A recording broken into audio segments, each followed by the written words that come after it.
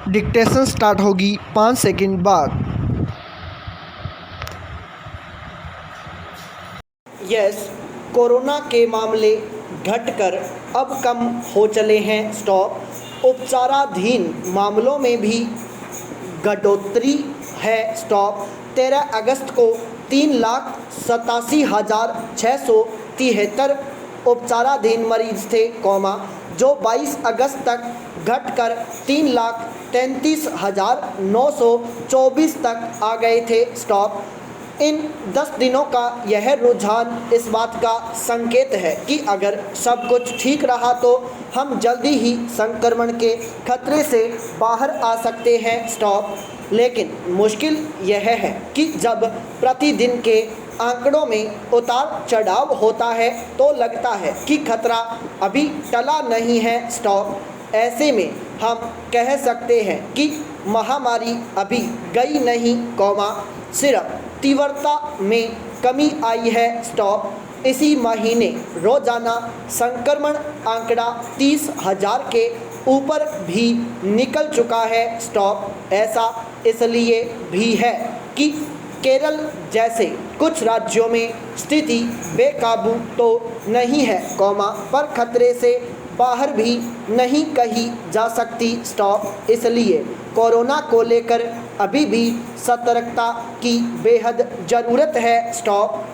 दरअसल काम धंधों की चिंता में देश के ज़्यादातर हिस्सों में जनजीवन सामान्य करना पड़ा है स्टॉप। दफ्तरों से लेकर स्कूल, कॉलेज, बाजार, सिनेमाघर, जिम, तरणताल सब खोलने पड़े हैं स्टॉप। इसलिए अब अतिरिक्त सावधानी के साथ ही बढ़ने पर जोर होना चाहिए स्टॉप। अब आगे का सवाल यह है कि तीसरी लहर का खतरा कितना है, और तीसरी लहर आएगी भी या नहीं, हालांकि तीसरी लहर को लेकर विशेषज्ञ तो बार बार चेता ही रहे हैं स्टॉप। मसलन हाल में ही राष्ट्रीय आपदा प्रबंधन की एक समिति ने भी तीसरी लहर को लेकर चेतावनी जारी की है स्टॉप। समिति का मानना है कि सितंबर अक्टूबर के बीच तीसरी लहर का अंदेशा है स्टॉप। इस दौरान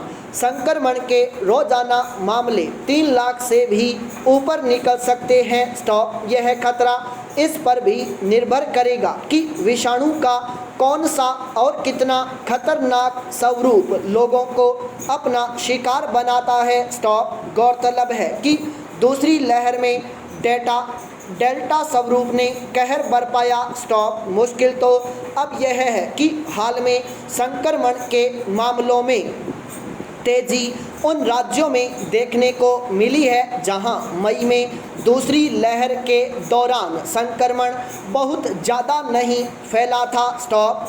अब इस वक्त सबसे ज़्यादा संकट केरल में है, जहां रोजाना संक्रमण के मामले देश में सबसे ज़्यादा आ रहे हैं स्टॉप।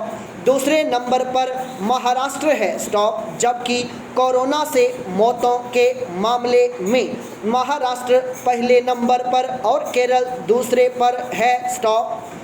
पूर्वोत्तर की ओर देखें तो मणिपुर, नागालैंड और अरुणाचल प्रदेश के आंकड़े भी कम चिंता पैदा करने वाले नहीं हैं स्टॉप। इसलिए विशेषज्ञों का अनुमान कह रहा है कि तीसरी लहर का खतरा वहां ज़्यादा है जहां पहले कोरोना के डेल्टा रूप ने कहर नहीं ढहाया स्टॉप। यही खतरा अब बड़ी चुनौती बनकर सामने है स्टॉप। भूलना नहीं चाहिए कि हम महामारी की 2 लहरें झेल चुके हैं स्टॉप।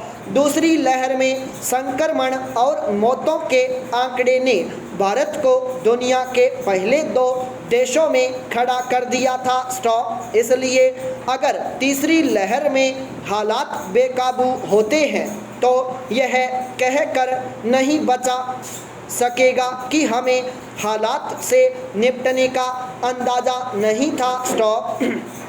बेशक पहली लहर के वक्त हमें कुछ पता नहीं था, पर दूसरी लहर ने हमें काफ़ी कुछ सिखाया। स्टॉप। तीसरी लहर से निपटने के लिए ज़्यादातर राज्य अब अस्पतालों में बिस्तरों, चिकित्सा कर्मियों से लेकर ऑक्सीजन का बंदोबस्त करने का दावा कर रहे हैं। स्टॉप। दुखद तो यह है कि तमाम दावों के बावजूद टीकाकरण में हम बहुत पीछे हैं। स्टॉप। इसमें कोई संदेह नहीं कि टीका उत्पादन में कमी और कुप्रबंधन बड़े कारण बने हुए हैं। स्टॉप। जबकि तीसरी लहर को रोकने का यही एक बड़ा जरिया है। स्टॉप। पैरा। जातिवार जनगणना के मुद्दे पर जब बिहार के सत्तारूढ़ और विपक्षी दल एक साथ खड़े दिखे, तो कई लोगों को हैरानी हुई। स्टॉप। खासकर कट्टर प्रतिद्वंदी मुख्यमंत्री नीतीश कुमार और विपक्ष के नेता तेजस्वी यादव का एक साथ खड़े होना सुर्खी बना गया। स्टॉप। मगर राजनीति में जब जनाधार जीतने का सवाल हो, तो राजनीतिक दलों का इस तरह साथ खड़ा होना हैरानी की बात नहीं होनी चाहिए। स्टॉप। यूँ भी राजनीति में कोई किसी का स्थायी दुश्मन नहीं होता। स्टॉप। बिहार में जाति एक ऐसा पहलू है, जिस पर सिद्धांतों की बात करने वाले अच्छे खासे राजनीतिक दलों का आसन भी डोल जाता है। स्टॉप। बिहार ही क्यों, उत्तर प्रदेश और दूसरे राज्य भी इस बीमारी से दूर नहीं है। स्टॉप। इस वर्ष मर्दमशुमारी होनी है। स्टॉप। अनेक राजनीतिक पार्टियों की मांग है कि इस बार जाति के आधार पर जनगणना हो। स्टॉप। हालांकि पिछली बार भी जातियों के आधार पर गणना हुई थी, मगर उसके आंकड़े प्रकाशित नहीं किए गए, जिसे लेकर वर्तमान केंद्र सरकार के सिर पर ठीकरे फोड़े जाते हैं। स्टॉप। इस बार केंद्र सरकार ने स्पष्ट कह दिया है कि जाति के आधार पर जनगणना नहीं होगी। स्टॉप। बस, बहुत सारे क्षेत्रीय और विपक्ष में बैठे राष्ट्रीय दलों ने इसे तूल देना शुरू कर दिया। स्टॉप। उनका कहना है कि जब तक जाति के आधार पर जनगणना नहीं होगी, तब तक उनके हिस्से का हक दिलाना संभव नहीं हो पाएगा। स्टॉप। पैरा। हालांकि जातिवार जनगणना की मांग नई नहीं है। स्टॉप। लंबे समय से इसकी मांग चली आ रही है। स्टॉप। आज़ादी के पहले की जनगणना को इसके प्रमाण के रूप में नथी किया जाता रहा है। स्टॉप। पिछली यूपीए सरकार के समय भी इस मांग ने जोर पकड़ा, तो जातिवार जनगणना कराई गई थी। स्टॉप। मगर उसके आंकड़े अब तक प्रकाशित नहीं हो पाए हैं। स्टॉप। अब तो सरकार ने स्पष्ट कर दिया है कि वह जातिवार जनगणना के पक्ष में नहीं है। स्टॉप। हालांकि कुछ दिनों पहले ही केंद्र सरकार ने संविधान संशोधन करके अन्य पिछड़ी जातियों के लिए आरक्षण का अधिकार राज्य सरकारों को सौंप दिया। स्टॉप। यानी अभी तक इससे जुड़े मामलों पर निर्णय की जो जिम्मेदारी केंद्र पर थी, वह अब राज्यों को मिल गई है। स्टॉप।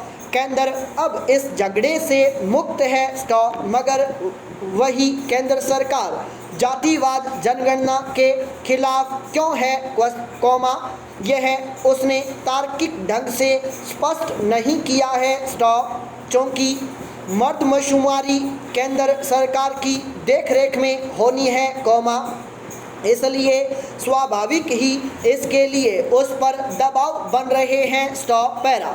हालांकि यह किसी भी प्रकार से गर्व का विषय नहीं हो सकता कि एक सभ्य और सशक्त लोकतांत्रिक देश की राजनीति अब भी जाति के इर्द गिर्द ही घूम रही है। स्टॉप। बहुत सारे राजनीतिक दल और सामाजिक संगठन जाति का बंधन तोड़ने के लिए आंदोलन करते रहते हैं, मगर जैसे ही वोट बैंक बनाने की बात आती है, सब जातीय समीकरण बिठाने में जुट जाते हैं। स्टॉप। चुनावों में टिकटों के बंटवारे जाति के आधार पर किए जाते हैं। स्टॉप। यह ठीक है कि नौकरियों और दाखिलों में जाति के आधार पर ही पैमाने तय है, मगर इस आरक्षण के औचित्य पर भी व्यावहारिक ढंग से सोचने को कोई तैयार नहीं होता। स्टॉप।